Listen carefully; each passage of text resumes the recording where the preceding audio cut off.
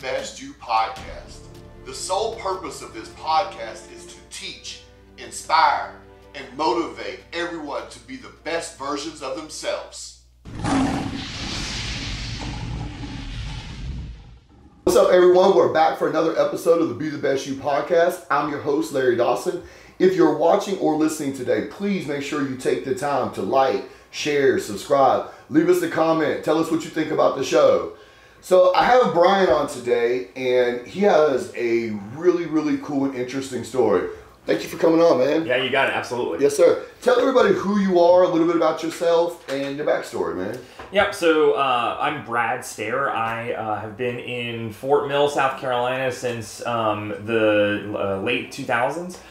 Really excited. Wife, 2 kids. But what I do and what has been super exciting over the last 2 years now is I've started a nonprofit. I'm a kidney donor. And so it's been quite an amazing journey to go through and just learn, number one, all the things that you never thought you would know about kidneys. And then be able to try and inspire other people to look and consider donation. There are thousands upon thousands upon thousands of people in need all the time, right? Yeah. And so how do we bring some more awareness, and how do we try and help those who need them find them? How do we help those who are considering it, look at the process and then connect people where we can? So, all right, well, let's just dive into the questions, because, that's not what you typically hear. I actually told Bambino about this earlier, about your story, and he was like, whoa, this will be the first time I've ever met somebody with one kidney. So, you donated your kidney to save someone's life. Yes. How did that come about? Great question. So this was towards the sort of first year of pandemic, sitting on my back porch, having a bourbon, just scrolling through Facebook, just seeing what people are doing. Yeah. And this lady that I knew from high school, her post started with, "I'm dying." I was like, whoa, hold on here. Because, we went to high school together, we were in clubs together. I hadn't spoken to her since then in about 20 years. Yeah. But I was like, it doesn't make sense that somebody who's less than 40 is, dying. Yeah. And so I started reading her post, and I had remembered, sort of at that point, she was a type 1 diabetic. And so it was at that point, I was like, okay, so she walked through her whole story in this post, but basically it came down to her asking for, I need people to try. I just need people to try. I had surgery in the past. I get blood all the time. So needle sticks, or I'm not worried. I'm not scared about any of that fun stuff. Yeah. But I was sitting there thinking I feel like I have to try. I feel like I have to do something. And so at that point, I filled out a fun little, her donation center was Duke University Medical Center. So huge shout out to Duke. I love those guys up there. The care is amazing beyond, I had such a good experience. But there's plenty of other transplant centers around the place. But it started with a questionnaire. And then after that, we kind of go through the process, which it's a pretty lengthy one. But I imagine we'll get through kind of what that looks like here in the rest of the conversation. Yeah. So, did I know, this is a little off topic, but I'm curious to just find this out. When you found out that you were a match to her, and did you reach out and tell her, or did someone else reach out and tell her? So HIPAA laws prevent the Duke Medical Center from saying anything about the donor at all. Okay. So it's completely based up to you if you want to or not. Okay. I chose not to. So I chose not to say anything once I found out. But quite frankly, I got this call from a 919 number, Raleigh, North Carolina, sort of where Duke is, and then didn't answer it because, hey, a random phone number calls you, you don't answer anymore. You let it go to voicemail. If you leave your voicemail, you're going to call him back. So I called him back. I literally remember walking out of my office and then into my car, and they were like, hey, you're a match. And then it was like okay, this is real now. Whoa. Right? Because it was multiple weeks after I had done the blood test before I even heard anything. So I kind of just assumed I was out of the running, right? Yeah. Completely at peace was great. And then I was like, oh, okay. So once they made that connection, then it was, let's talk to my wife. But I didn't want to get her hopes up. if for the reasons that maybe I wasn't medically qualified to do it. So I chose not to say anything until we were pretty far down the line, knowing that I had gone through most of the testing and most everything was coming back positive, and then called her and reconnected. And it had been about 20 years since Man, we what had was that talked. conversation like? It was also very interesting. She was completely taken aback. I bet so. That there was, number one, because she had been looking since, gosh, so this was February of 20. She started going on dialysis, right, of course, like the worst time ever, like starting in pandemic, and not the good kind of dialysis, like the overnight, like 8 hour kind of dialysis, doing it at home. It is very painful the more you do it. It really, they say you can do dialysis for forever. I don't believe that's true. I don't think she would be here today if if she was still having to do this. And so we kind of reconnected. And during that conversation of reconnecting, I had forgotten, like, her mom worked at the South Carolina School for the Deaf and Blind, where my mom worked. Oh, man. We moved to Spartanburg, South Carolina, where we went to high school the same year. It was like, you just realize, like, wow, all of this is supposed to be happening, right? And the reconfirmation of that was good, but she was just, super thankful that at least somebody was even trying, because there had been a long time of people saying no, trying, not being a match. And so at that point, it just, it was really, really neat. It's strange how the universe works, isn't it? It is. It puts people in our lives and creates situations for us. I'm a big believer in the law of attraction, and I use that in my life all the time. So that's funny. And I remember, me and you had spoke about this before, and I remember you saying, like, about how you was telling me how you have to pass the rest of the medical tests to see if you could, still be healthy enough to do that. Yes. And one thing that came to my mind is we did a podcast episode before, and I do research before we do the podcast episodes. And in this particular episode, we was talking about health, and I had read several articles about health before I came to do the podcast episode, and one of them was saying that we're the most obese nation in the world, and that 67% of Americans are obese. So, if you're on a waiting list to get that, and then you do find someone that maybe happen to be a match, then you also got to deal with, are they in shape enough to be able to handle this surgery, to donate to me? Yeah. So remember, you may or may not know this, your kidneys are a big player in regulating your blood pressure, which is usually tied very highly to weight and diet. Right. So, and let me state this first. Number one, I am not a doctor. I am not giving medical advice. We're simply talking about an experience, right? So please, anything that you hear me say, talk to your doctor about. There's my fun little disclosure for our conversation here. But yeah, so talking about laws of attraction and like being put in a place that you can be in a position to help. So I had moved to my neighborhood 2017, and my neighbor was a big workout guy, and part of a group called F3. F3 stands for Fitness Fellowship and Faith, so it's a men-only workout group that operates around the country, completely free, always outdoors, rain, shine, peer-led, just great group for men. There's a women's version called FIA, or Females in Action. Please check them out if you're looking for a workout group. But I was, we were hanging by the pool. Frankly, I was, we were partying a lot. I was drinking too much. I was like, I just got sick of it. And he had been hounding me for about 2 years. Come work out with me. Come work out. But it's like you have to get up at 5 a.m. to go to this workout. That's your quote-unquote price, right? There's no actual dollars exchanging. You just got to get up and go. Everything's got a price. That's your price for this. That was my price. So and this was, call it the middle of 18, beginning of 19. Okay. And I fell in love. I was addicted to it. We were, 4 or 5 days a week getting up, going and working out. And I actually ended up being in about the best shape of my adult life when I read that Facebook post. So it was perfect timing. It was perfect timing. But yeah, whether you're overweight, whether you're predisposed to diabetes, whether you have, you name it, like our transplant surgeon, she was telling us, like, there have been people that have come in that want to donate, and they do all these types of scans. And unfortunately, they find that they have cancer or they have something else wrong. And so sometimes there's like a discovery process that you just have to go through. But 75% of people that go through the "Are you healthy enough?" process flunk. They don't make it. That's terrible, man. We as a nation and as people need to do better at taking care of ourselves. Yes. Yeah. And so and again, that's where I think as we try to educate, right?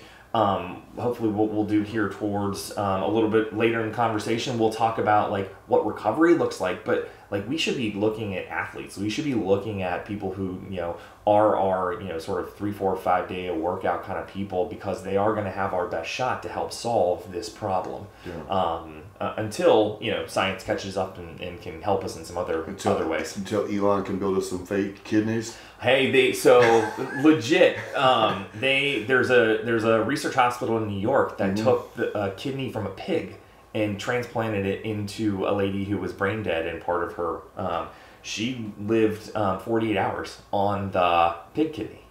So they are doing some like really neat things medically to like try and help solve this. Yeah. We're not quite there, and I'm not sure how many people want animal organs in them, but well, if the alternative is death, alternative is death, yes. You'll consider a lot of things. Yeah. Right. All right, Elon. The pressure's on you. Come on, buddy. Let's do it. You got the chips for the brain. Next is the kidneys for the body.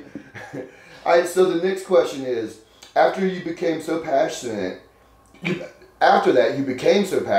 it, you started a nonprofit organization to help others in need and increase awareness. How long have you been doing that? And tell us more about your organization. Yep, awesome. So our organization is called Odd Kidneys. So the reason it's called Odd Kidneys, I'm a math guy, number one. Okay. So I have 1 kidney. Okay. She has 3.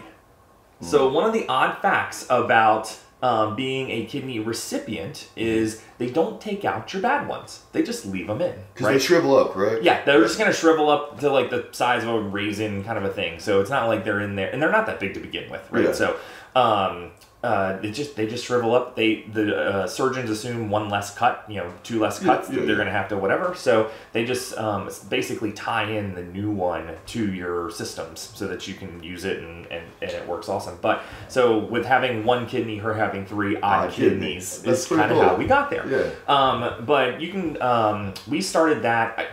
And actually, prior to going through the donation, we said like, is this going to feel odd when like we didn't have this connection, now we have this connection, and then it's like just gonna go away? And I didn't like that. I didn't feel like that's what was supposed to happen. And so we decided that we wanted to start the nonprofit with the sort of expertise that we have, her being a recipient. We have another lady on our board out of Georgia who's a recipient.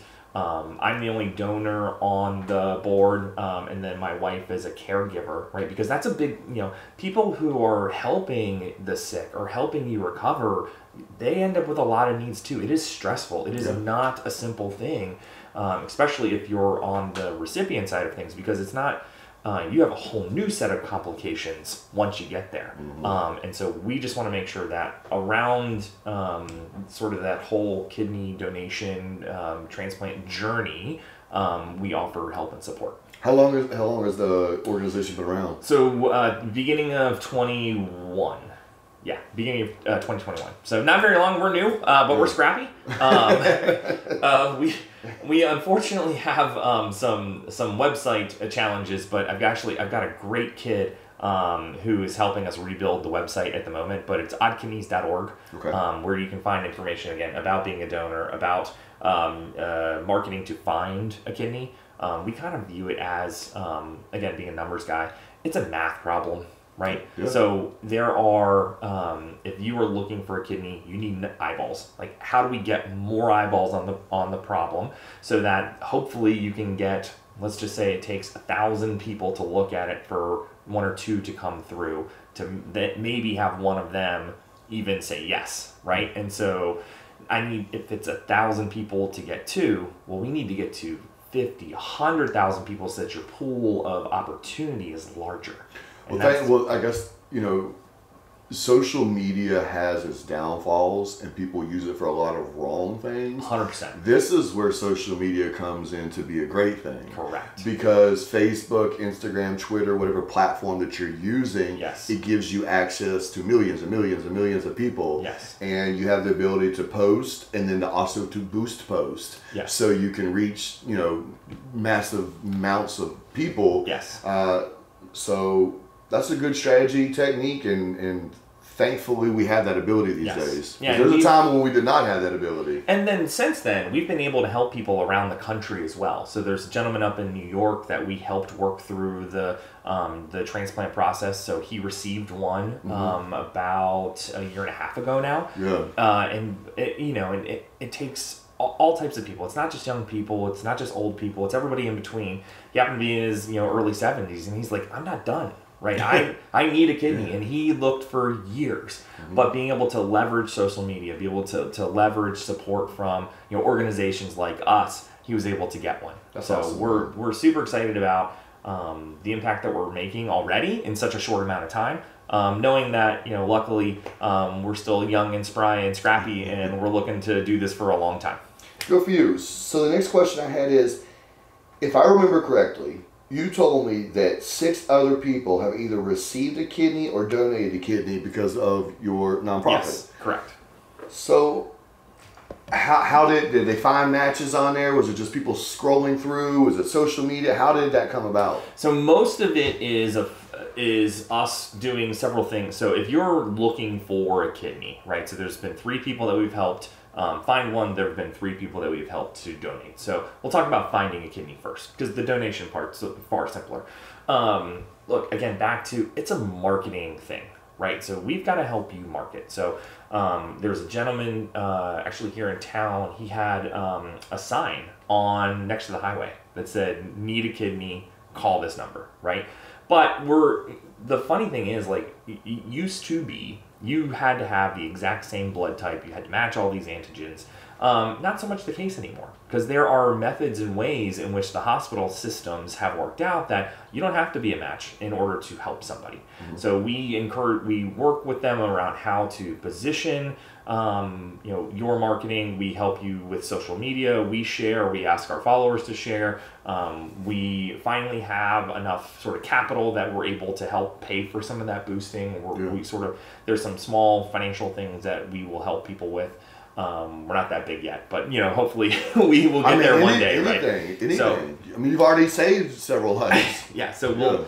But it's about how do we help you get more eyeballs on the problem in the process, consulting them with that, and then again just trying to match people where we know. And then on the donation side of things, it's more of a obviously from a medical perspective, the doctors can say so much scientifically about sort of what's going to happen. We come in on the emotional side for the encouragement, for the support, during and after. So I remember there's another gentleman here in town where he was actually in his mid-50s when he donated to a Citadel College buddy of his, right? So again, you can be a donor. I think the oldest living kidney donor has been 76.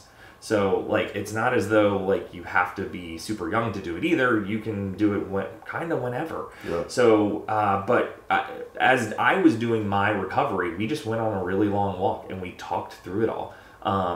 And so it's, hey, you need to get this wedge pillow. You need to be prepared for, like, hey, it's going to suck to sit up and down. Find a recliner that's going to kind of help you do it.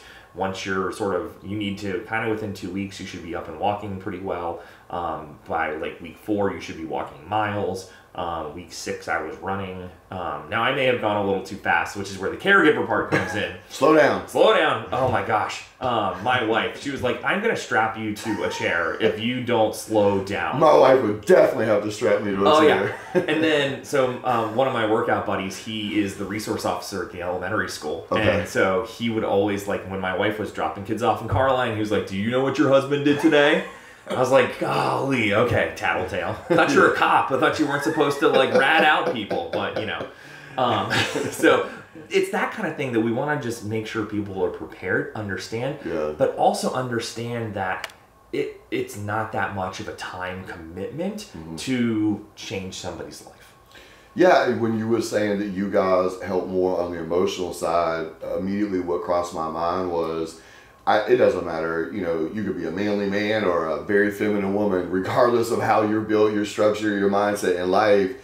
That's got to be a little bit of a scary, nervous feeling to Absolutely. know whether you're the giver or the receiver, to know that you're about to go into a room to be cut open, to have either an organ removed or added. That's never a comfortable feeling. No, it's not. Yeah. Right? So, I mean, again, I think it's easier if you've had a surgery before. Mm-hmm. You at least kind of understand what that's like. But if you haven't, I mean, again, you're right. It's scary, and they're part of those, like, not only physical tests, but the psychological tests that you go through. Like, let's not kid yourself. You're going under surgery. There is a possibility that you might die. Yes. But the numbers say that the likelihood is extremely small, but you got to own it. It's almost like getting on a plane.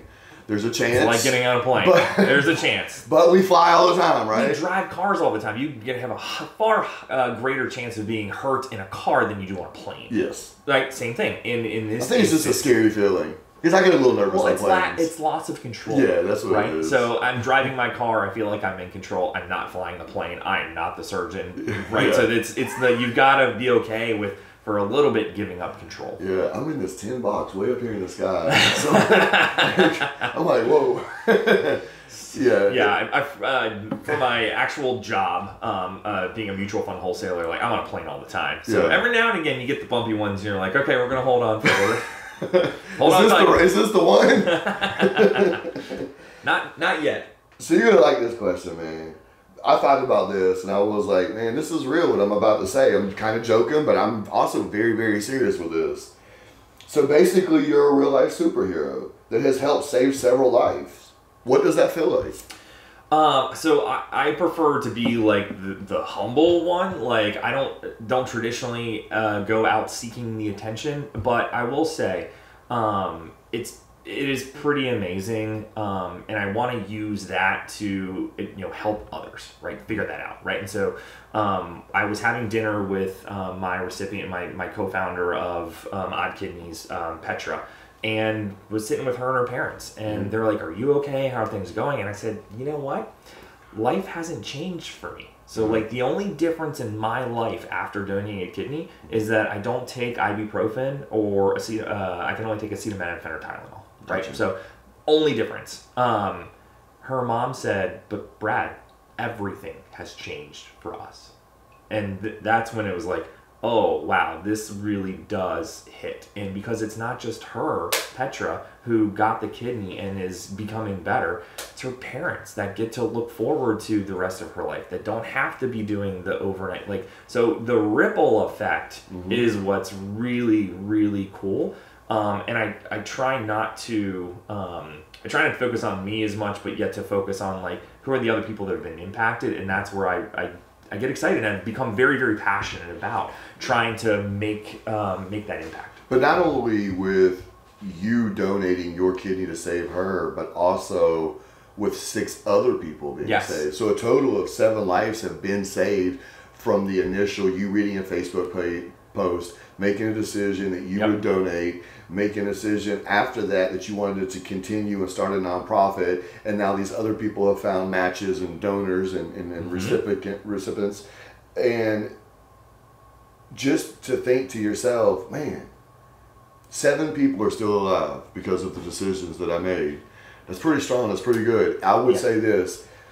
The name of my podcast is the Be the Best You podcast. My company, I do motivational speaking. I travel around. I mentor. I help people. And I've been doing this type of stuff for a long time. And I try to preach to people. I actually did a podcast episode yesterday, and it was about we need to start going back to being kind to each other. And we see a lot of fighting, a lot of division between us. There's a lot of nasty stuff going on in our country right now, unfortunately, and in the world. And so I try to talk to people about having a positive mindset, being kind, treating others good. What you've done is take it to another level and another definition, surpass anything that I've tried to put out there or whatever. You're literally saving lives as a real life superhero. I commend you. I hope that anyone that's watching or listening takes serious heed to this. I hope that they check out your site, that they understand that if you're willing to give up your kidney to save a life, the least they can do is open a door for a lady, or carry an old person's groceries to the car, or say please and thank you, or show a little bit of respect, or be kind to your neighbor, or help, a kid out that lost a parent and try to step in and be a halfway parent.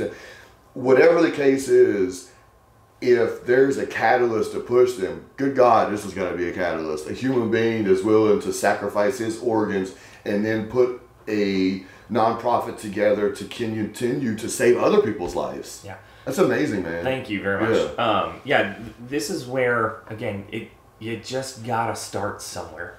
Right. Yeah. I think we have to start somewhere, and being able to have this be maybe one of those catalysts, I would love it. If you really want to take it back, I've always wanted to feel like I've made an impact and made one somewhere, or leave my mark somewhere. So you definitely did that. Well, you run it all the way back, and so this will, you can decide if you like this story or don't like this story. And this will definitely depend upon your college football affiliation. So I ended up being the Clemson Tiger mascot when I was at school. And part of that was, I was like, I want to leave my mark on Clemson. And what better way than to be the ambassador, right? I took a whole bunch of acting in elementary school and middle school and high school. My aunt was actually the Maryland Terrapin. Okay. So being a mascot was kind of in my blood, which was fun. But that was the first thing. I'm like, my parents instilled upon me, be good, right? Help others, where and where you can, make your mark, right? And so I started it there. I want to continue it here, but I'm far more proud of this than anything else. But again, not the boastful proud, just this is where if something happens to me tomorrow, I will feel very good when I stand in front of God and ask for entrance into heaven. And because I feel like I've done a few good things here and there. Nah, you're an amazing man, and I'm proud to have you on this podcast today. Let's move on. I got a couple more questions for you. What are some common misconceptions about donating an organ? Great question. So there's several that I think are really important. So I'm going to start with the first one again. How do we continue to make the impact? So not only do you save the person that you donate to, you also elevate the person behind them up. So they are kind of become next in line to get an organ, where for the most part, particularly when it comes to kidneys, it's not always needs based. It's mostly time served waiting for a kidney. And there have been in excess of 70, 80,000 people waiting for a kidney at any given time in the U.S. Right? Forget the rest of the world, in the U.S. And so there are people that are on the list 6, 7, 8+ years before they rise in the list and are able to get one without being able to find a living donor, right? And a living donor is the gold standard, right? Because it's not coming from a cadaver, it wasn't injured. There's a lot of reasons why it's far better. So you are actually going to end up hopefully saving 2 lives in the process, because you're going to elevate that next person waiting up, so they are not spending as much time waiting for the next kidney. Interesting. And then the second thing is, again, as I mentioned earlier, the only thing that has really changed in my life is I don't take ibuprofen, I don't take Advil, I only take acetaminophen, because acetaminophen will, again, all drugs have their side effects, even Tylenol, even ibuprofen. Yep. But Tylenol will affect your liver, acetaminophen will attack your kidneys. So only having one, if we're going to try and preserve that one as much as I can, and you know what, I got a whole liver, it's okay. But other than that, nothing changes. You should always have a better diet. You should always drink more water, right? So I'm a little more conscious of doing those things, but it's not a requirement. There are people in the world born with one kidney and never know it, right? And so you don't need the second one. It really is just sort of extra, and why not share a little bit extra? So that's kind of how we think about it. Well, 2 things. One is a very interesting point that you brought up, that it doesn't matter how dire your case is, of where you are on the list. It's just the pecking order of where you landed on that list and how long you've been on that list. So if you're number 4 on that list and you are in dire straits compared to other people, the moment you give to someone else, now they moved up to 3. Yes. So they're a step closer to Correct. their life being saved, which is a very interesting way to look at things. So, you're possibly saving another person's life when Correct. you make that move. And the other thing was, you said about the organ donors. Mm-hmm. Well, it's, not wishing this upon anyone, if someone were to get into an accident today in a car wreck and they weren't make it, how likely is it that they could get their organs, their kidneys to someone in time to save their life? High. Very, very high. So, yes, please, if, again, it is a personal decision, but if you can, you should really check the box when you're getting your driver's license to be an organ donor if you pass. They actually will use a tremendous amount of your body in order to help save multiple people, right? Mm-hmm. So if at all you can, we highly encourage that. And again, the other thing is you don't have to necessarily be the match. Like, you don't have to be a direct, I'm an A positive with an A positive person and 10 out of 10 antigens match. They do what's called paired exchange. So, and this is part of where it comes in, they can very, very quickly harvest organs. They will, especially in like a car accident kind of a scenario, if you're more, unfortunately, brain dead, you're still alive, but they'll make sure that there's enough time to sort of go through and get whatever they need. Mm-hmm. But many, many centers will, they fly in a surgeon, they take it out, they put it in a cooler, mark live organs, bunch of ice, and they fly it to wherever it needs to go across the country. Amazing. So again, back to sort of the pecking order. But then, you don't have to be a direct match anymore. So what they do is they basically say, all right, Larry, you need a kidney. I want to donate to you. All right, I'm not a match. But, my friend Jimmy over here, I'm actually a match for Jimmy.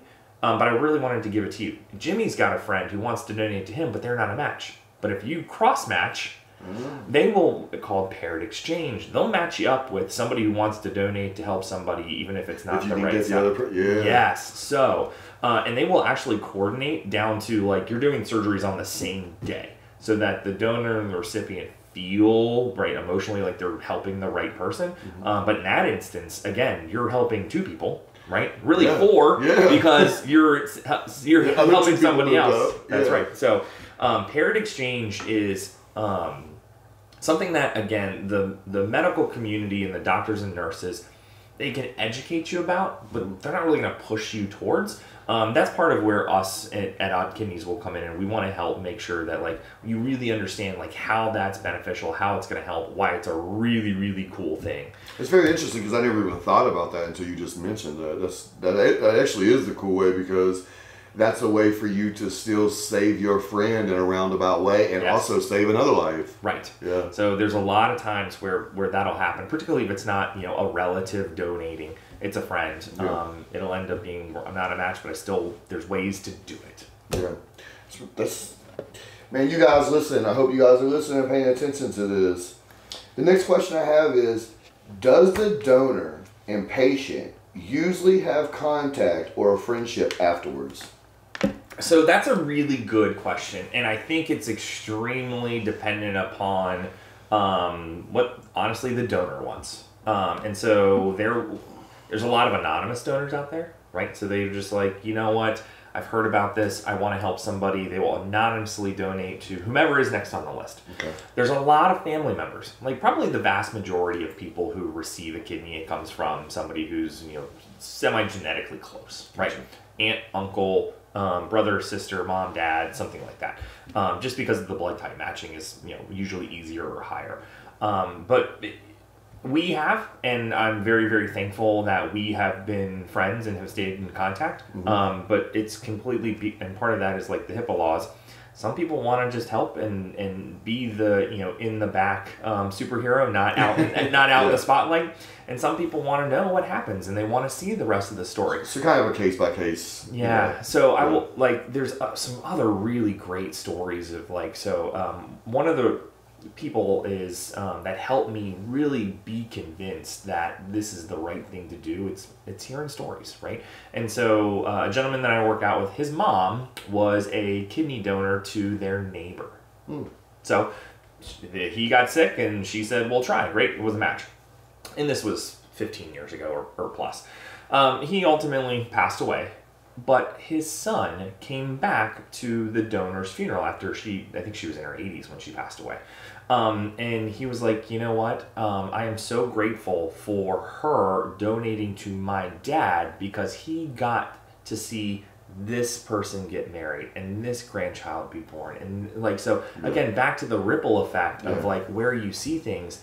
It's those kinds of stories that get you and say, okay, well, this is where I can make my impact, and this is kind of how it can happen. But we need to continue to tell the stories to see how cool and how special this really is, and why, frankly, and yes, I'm biased, more people should do it. That's a hell of a legacy. One of the things I talked about on the podcast yesterday that I was mentioning to you about, we need to be more kind. One of the things that gets me that I don't like is how, as a nation, we become so addicted to drama and to all the wrong stuff instead of the right stuff. You would think that people would want to be positive. They would want, good stories like this and happy things in their lives. But it's crazy how backwards it is and how backwards it's became. And I told a story of me giving a speech several years back. I want to say it was like 2019. And as I was looking across the room, like, I can read the room pretty well. And I could kind of tell the vibe in the room. And I asked everybody in the room, I said, I'm going to ask y'all a question. Because it was in a low-income area. And my friend that puts together events for low-income areas to help out, they're all free. It's a nonprofit. He asked me if I would come and be the keynote speaker, and if I would do it for free and not, if I would waive my speaking fee. Sure, yeah. And because of who it was, I was like, yeah, man, I absolutely would do it for you, man. And so I did, but I was set back because I grew up in an area like that, and I just watched. So I told him, I said, everything I'm seeing here today, I don't like. I'm going to scrap the speech that I wrote. I'll still do the speech for you, but I'm about to just speak from my heart and my head. Is that okay? And he's like, yeah, man, do your thing, Larry. So I went out there and I gave a long speech, and during the speech, I asked everybody in the room, I said, do any of you guys in here know who Eric Thomas is? Not one single person raised their hand. Now, I'm in a predominantly black area. There's probably about 300 to 350 people there, and Eric Thomas is a black man. Not a single person raised their hand. And I said, Eric Thomas is the #1 motivational speaker in the entire world. He's a black man from the hood of Detroit, Michigan. I said, how many of y'all in here know who the baby is? And everybody in the room raised their hand and knew who the baby was. And I said, the baby is someone that ran around the streets for 3 years with a diaper on trying to get attention and has shot 3 different people and killed one of them. And I was like, this is what's wrong with us as people. We're addicted to all the wrong things. When I asked these questions, the reverse should have happened than what actually happened. And I said, how many of y'all feeling my speech, man? Everybody's like, yeah. I said, well, the sad thing about it is, if I were to send everybody in this room the speech that I'm giving, maybe a quarter of you would watch it.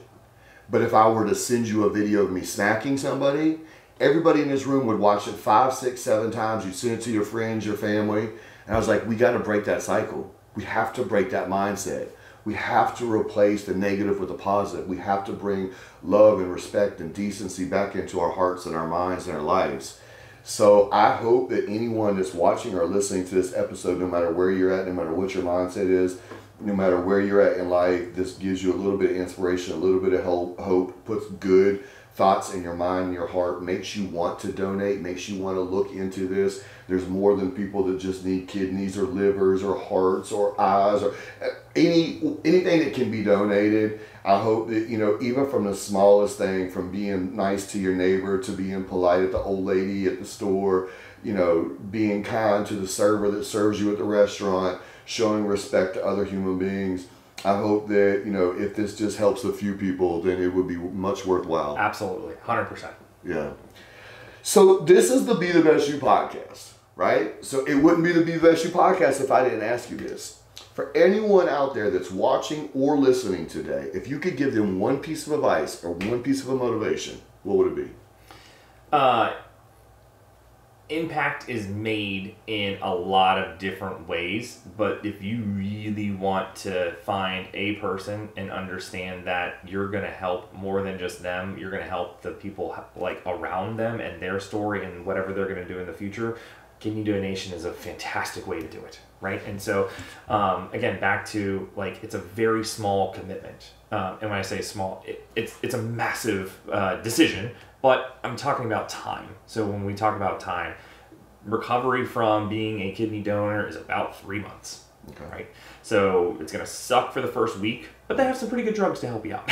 So number one, the pain will go away. Yeah. You get a cool little scar, right? So you something to share to if somebody ever asks or whatever. And then two, it's just about like recovery, right? And so it takes a little bit of time, but in 3 months of me not being 100% means she is now back living by herself. She has a boyfriend. She's got a new job. She's impacting people in the university systems across the country. It just goes on and on. She gets to see people again. She gets to be out and like have interactions. And the small things that you will do can lead to really big things. Just take that first little step with that, like you said, positive attitude and kindness first. Absolutely. And I think, again, you can start to see change happen. Obviously, life can be tough and life throws us curveballs, but as a man that has kids, and you have kids yourself, and anyone else out there that's watching or listening, anyone can go at any given time. Nobody's time is promised. But in the natural order of things, we're not supposed to outlive our kids. Right.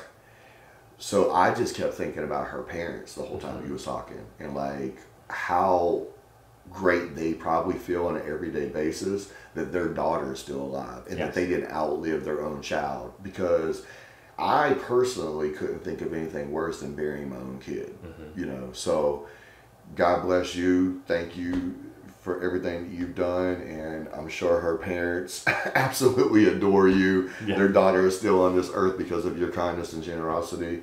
I hope that anyone else out there watching and listening takes all this into consideration. So before we go, tell everyone how they can find you. Tell them your website, your social media handles, your email, any way possible. Yep. So best way is going to be oddkidneys.org. From there, you can get a ton of information. We're on Facebook, we're on Instagram, we're on LinkedIn. Lots of different places. We are the one and only Odd Kidneys, so which is certainly fun. And then certainly, you know, we want to have a conversation if that's something that you're interested in. We'd love to tell you more about our services and kind of how we can help. We're very excited about the opportunity, and thank you for giving me a little bit of a platform to share our story with. And again, thank you listeners for listening and giving us a chance to hopefully hear a good fun story and maybe do something nice with it. Absolutely. It was my pleasure having you on. Thank you for coming on. Thank you for sharing your amazing story, and thank you for everything you've done. And I'm sure I'm not the only one that has a lot of thank yous to give you. Thank you guys again for tuning in. Let us know what you thought about the episode. Leave us a comment, share us, get the story out there, help save as many lives as possible. Until next time, man, this has been another episode of the Be the Best You podcast. Try until you fly.